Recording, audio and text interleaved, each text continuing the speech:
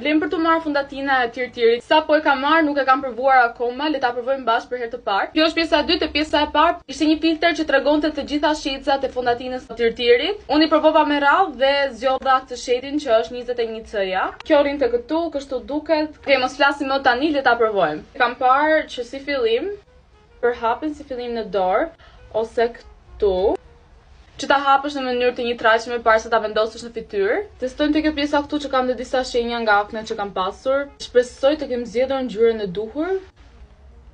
Kam zgjedhur ngjyrën perfekte. Të metodën që përhap fondatina në një vend. Funksioni i dytë është që dhe mos të oksidohet fondatina gjatë ditës. Po le të bëjmë një anë të fytyrës dhe ta krahasojmë anën tjetër. E aplikova vetëm te kjo pjesa këtu.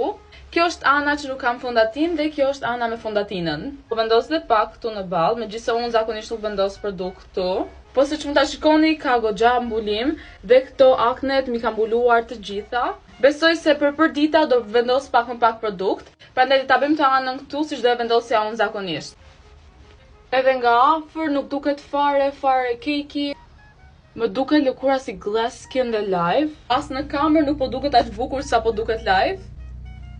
Nuk e di, ndoshta ta ndryshoj pak dritën që ta shikoni. Më thoni nëse e keni provuar dhe ju dhe nëse po si ju duket.